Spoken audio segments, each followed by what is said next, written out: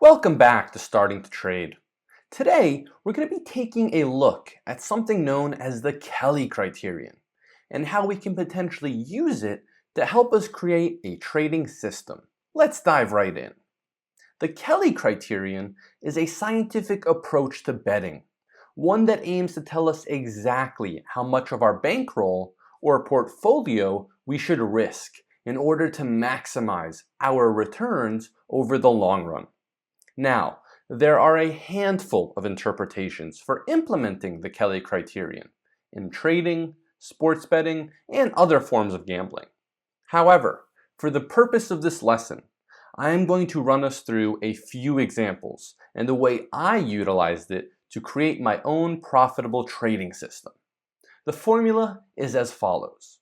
K equals 2P minus 1. Where K is equal to the percentage of our portfolio we should risk, and where P is equal to the probability of winning. It's important to note that if the output is a negative number, it simply means we should not be taking the bet. So in the example below, let's assume that we're flipping a loaded coin, one that is likely to land on heads 60% of the time. If the payout on our bet is equal to the amount that we risk, that is an R multiple of 1. We will want to calculate the ideal percentage to bet every single time. If we plug and play the numbers, we come up with a K equal to 0.2, or 20% of our portfolio. Now this is the simplest example of the Kelly criterion. As traders, we know our R multiples may vary depending on the trade setup. So how do we account for that?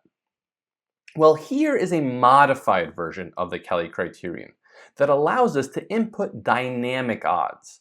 That is, in our case, varying R multiples, where K is equal to the percentage of our portfolio, essentially the risk per trade, where B is equal to the net odds, essentially the R multiple, where P is equal to the probability of winning, or in other words, our win rate, and lastly, where Q is equal to the probability of losing, otherwise just our win rate minus 1. Now that we have the framework, let's take a look at a more specific trading example. Here we have our trade setup data. The average R multiple on this particular setup is 3 to 1. Again, that means that we stand to earn 3 units for every unit of risk that we take. And let's say we have calculated our win rate on this particular setup to be 55%. Utilizing the modified Kelly criterion, we come up with a calculated risk of 40%. That means the formula is telling us that we should always risk 40% of our portfolio on this particular setup, obviously in order to maximize our returns over the long run. Well, right off the bat, I hope many of you are having red flags pop up in your head. 40%? That's crazy. Isn't this module supposed to be about risk management? And you would be absolutely right in your assumption. Even though the formula says this is the optimal risk percentage, it just doesn't seem right, does it? I want you to hold that thought as I introduce one final concept that will help us develop an even more statistical approach to our trading. I want to bring in Pareto's principle, also known as the 80-20 rule. Now, many of you may or may not have heard of this rule, but its application will become very apparent as we move forward. Pareto's law states that 80% of effects come from 20% of causes.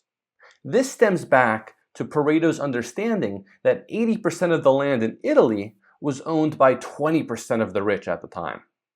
This seemingly small observation has had perpetual effects on our society as a whole. But as it relates to trading, most of our trading setups will not have a drastic impact on our portfolio or equity curve. That is, that most of our trades will be throwaways, in the sense that we will earn normal returns that fall within one standard deviation, similarly to a bell curve. However, depending on the type of system you create, whether it be utilizing set and forget, partial take profits, trailing stops, or what have you, you'll come to realize that approximately 20% or less of your trades will end up turning into the big winners, the home runs, ones that will help push your equity curve higher and higher. These are the trades we like to let run after catching a great entry.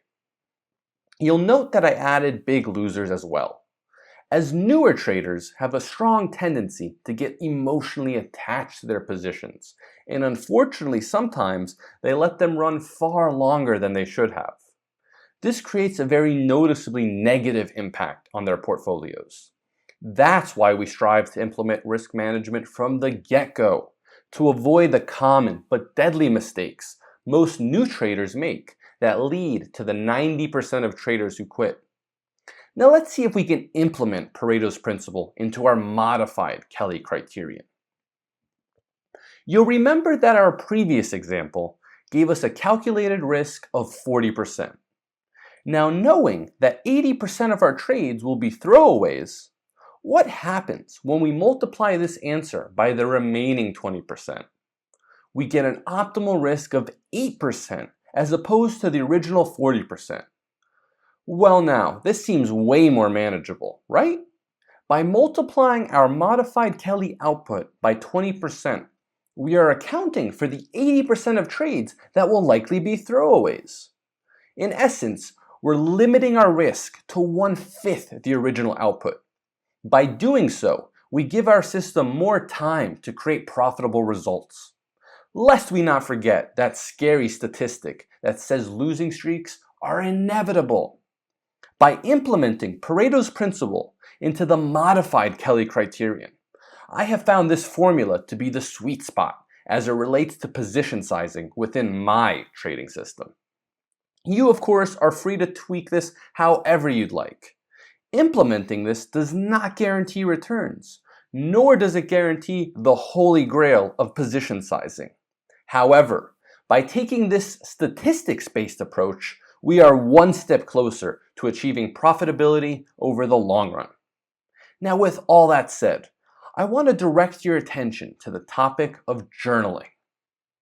Now that we went through a multitude of math problems and theoretical examples using win rate, R multiples, Kelly criterion, and now Pareto's law, how do we even begin to implement these concepts as new traders? Well, the truth is that in order to use these concepts effectively, we'll need a much larger data set to draw our inferences from. This starts and ends with a journal. Journaling is the only way to improve our trading over the long run. By journaling, we start documenting our trades in a scientific manner that allows us to reflect on them at a later date. We can't start crafting a sound trading strategy until we start to figure out what works and what doesn't. Now, journaling can be as specific or as broad as you'd like. There are a few components that we suggest you document religiously. The rest are up to you. It is paramount that the trade setup parameters are documented. What is the expected risk-reward ratio of the trade? And what is the actual R multiple at the end? What is the entry, target, stop loss, and risk percentage? I always like to add a screenshot of the chart setup so that I can look back at a later date and remind myself why I took a particular trade. Now, how much or how little you add after that is up to you entirely. I like to document my emotions, hours of sleep, and hunger levels. By doing so, you'll start to build a clear picture of what ties your winners together and what mistakes your losers have in common. Did you sleep well enough the night before? Are you rushing into trades that end up being losers? Are your stop losses actually ideal entries? These are all important questions to ask yourself as you start your trading journey. Now, with all that said, let's circle back and recap what we learned. The Kelly criterion is a scientific approach to maximizing our portfolio as it relates to position sizing our trades effectively. Without a modified approach, we can't account for the varying R multiples different trade setups provide us. And depending on the inputs, the modified output may give us percentages that seem extreme at times. It is only through the addition of the 80-20 rule that we're able to safely capture the strength behind the formula.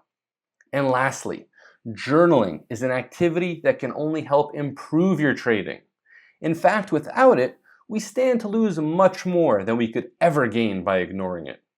Journaling is the best way to keep ourselves accountable, identify our strengths, and highlight our weaknesses. Without journaling, we will never be able to implement a framework for risk management as well as profit optimization. Thanks again for watching, and I'll see you soon in the next course.